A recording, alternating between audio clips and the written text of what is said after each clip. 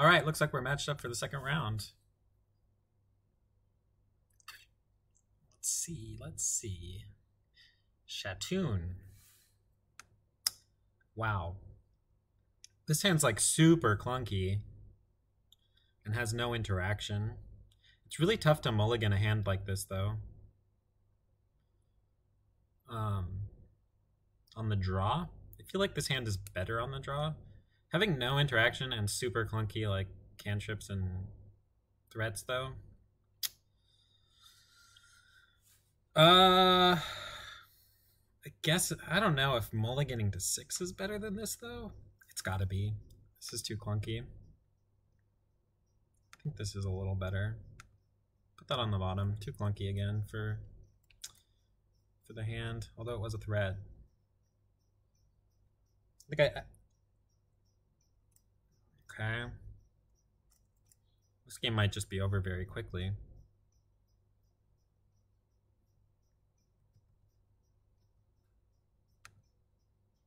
Well, I have an answer to that. Guess I leave that, let that go.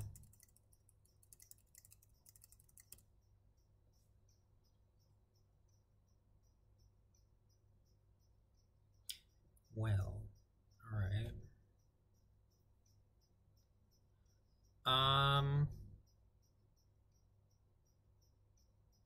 I guess it's Wasteland. Could have been potentially Underground Sea, because then I could bolt plus Daze, but yeah, maybe that was better.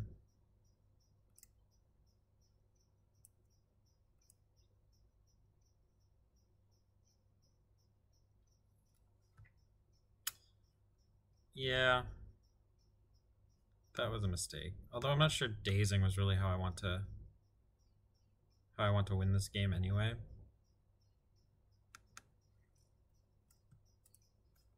We'll see. Maybe I'll just draw a Wasteland and make my life easy. Yeah, this was a mistake because they have too much mana. That was actually probably a mistake too, now that I think about it. Now that I think about it, that was also probably a mistake. I'm going to keep this, though. Put the land on the bottom. Put the bolt in my hand.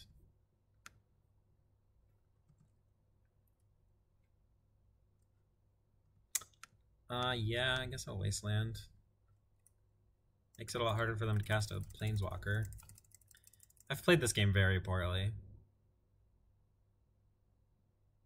As usual against Chalice decks, I seem to lose against them the most, and I play the worst against them. Here, I will get a basic, even though it makes it so I can't cast the bolt. The only thing I want to bolt, well, there's things I want to bolt, but I guess this is actually pretty good. 1, 2, 3. No.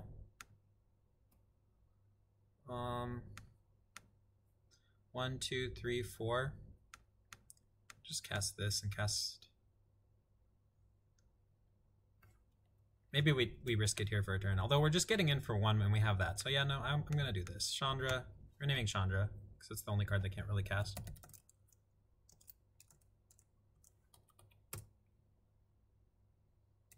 Sweet.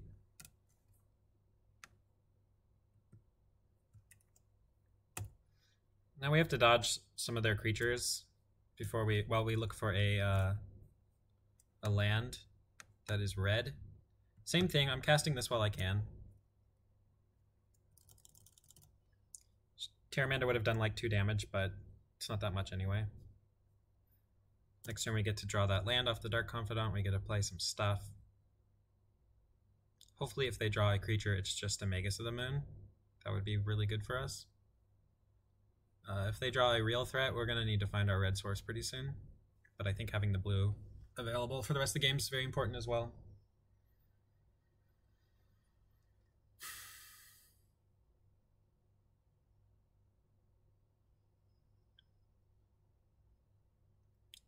If they play a Chalice, I'm going to feel kind of stupid. Yeah.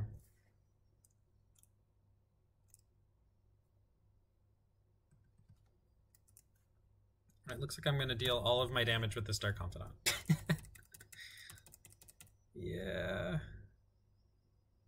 They have more moons than chalices, so I think my play there was fine.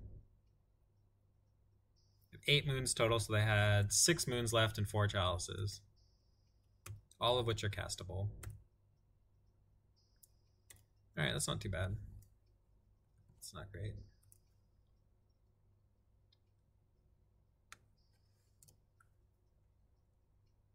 This is another downside of Terramander over like a Gurmag Angler. Gurmag would have been so much better this game.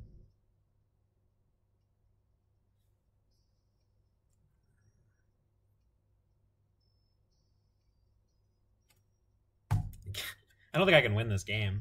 What do I have in this deck that can win? I mean, obviously True Name. I guess I have to keep trying to draw a True Name and counter like real threats, or do I just counter this? Try and race them with Dark Confidant. I guess I'll do that. Like this Dark Confidant is, I can sack it at any point, so I need to get in there for some damage and hope to draw a True Name off of it. Once I draw the True Name, I will sack it. Maybe. Or once they play a threat and I draw a True Name. Yeah, pretty sure I'm dead.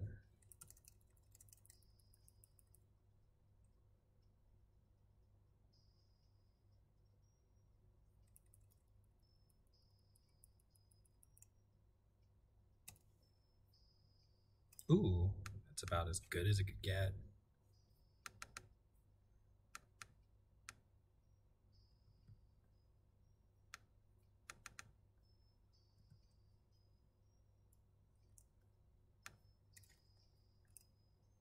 So we're going to be going down to 6. We can deal 4 damage to them next turn and then sack our Confidant.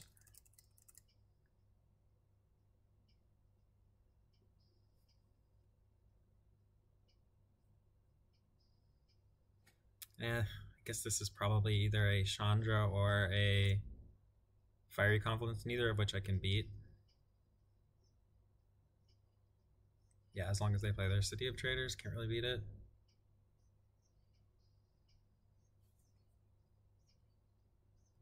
Well, maybe I can. We'll see what they do.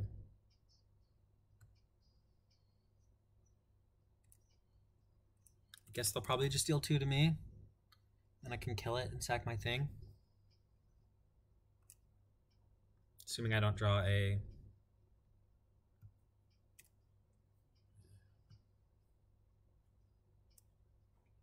a 4. I don't have any 4s.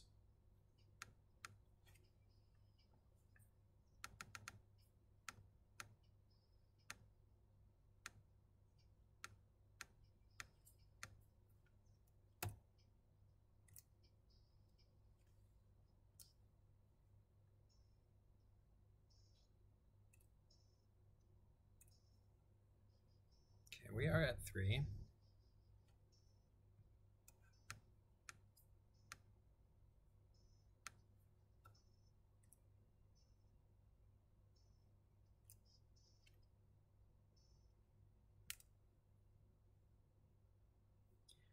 So they could deal 2 to us and we go to 1. And then we kill them.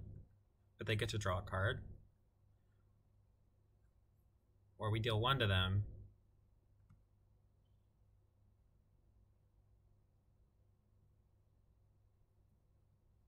They go to 11.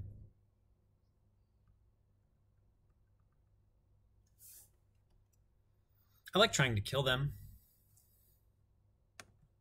It's pretty close. 2, 3, 4, 5, 6, 7 next turn. If they draw a blocker, it's still 5.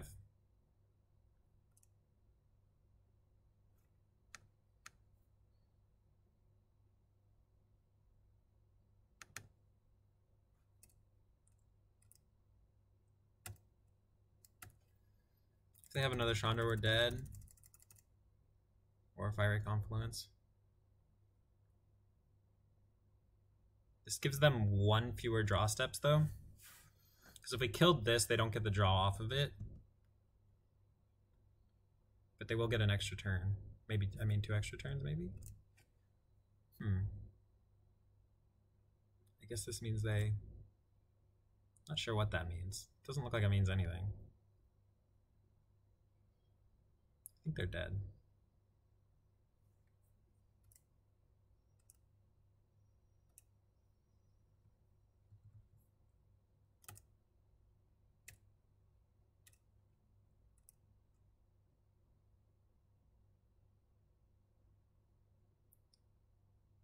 Huh. I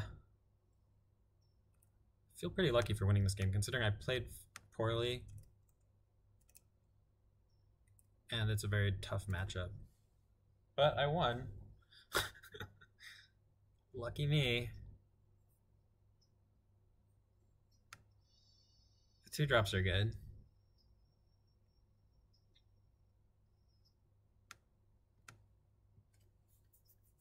This is a really tricky matchup. We don't have much.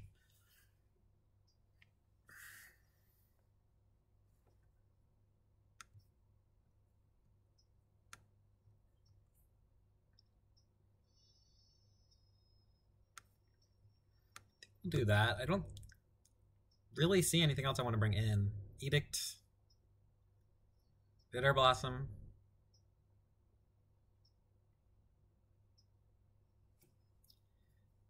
I think I could bring in Electricry. Maybe I do that. Does that get countered by Chalice the Void, though? I guess we could find out. It's not great. It only kills, like, tokens, but those tokens can be a problem.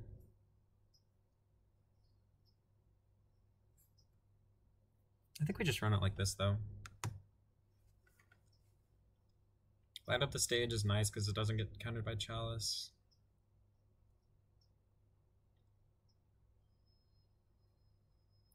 I think this matchup, though, you just kind of have to do your best at countering stuff and then hoping that they don't, you know, top deck too well. After you've done that, you have to answer stuff. So counters or like a braid, basically, that's what you have.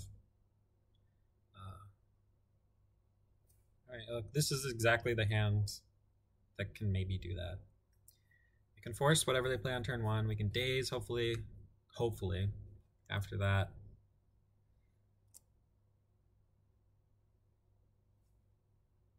Like, if this is a Chalice, we... Oh. Alright, well, we have to... Yeah, I'm going to force this, because that can race me easily. Pitching daze.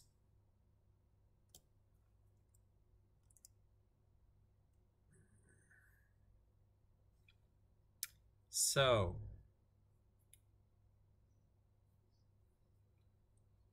we could get a regular basic mountain here, or basic island. That way our Spell Piercers are alive if they Blood Moon us on turn 2 with Daze backup. I think that might be best. It's a little awkward though. But it leaves our Spell Piercers up. Or we could just leave Spell Pierce up, but then if they cast another creature, it's bad. It's really bad. I'm just going to go for the basic. It's not great. This is not great, but I think it's the best play. I think. I don't think leaving up Spell Piercers is better than getting my Delver into play when I also have Daze already. Alright, this is super promising. Oh, that's great. So good.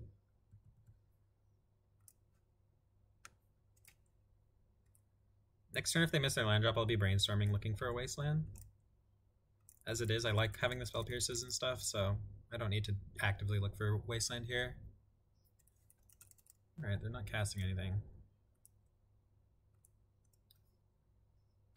Brainstorm here.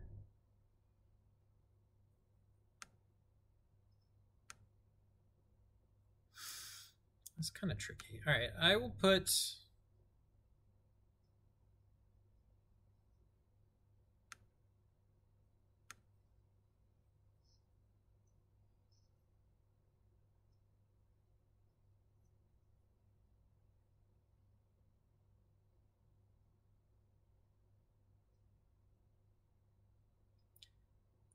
I guess if I put the land on top, it's the same as putting a Spell Pierce on top. If I put both Young Pyromancers on top, I could end up without a good clock, but I think actually that might be best because I already have the clock. And I'll just draw one of those next turn and cast it. It lets me leave up all my counter magic this turn, which is all soft counter magic, which I might need to use all of it if they do something super scary. Or I might need access to all of it. I probably don't need to or can.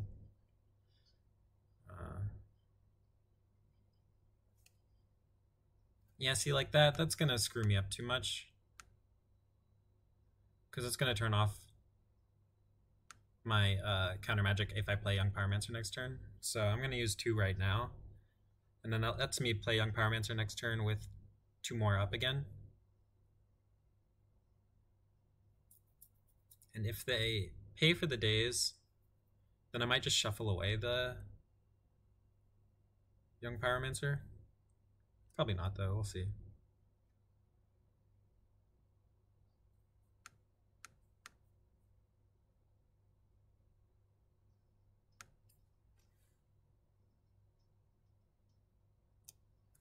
Yeah, this is good.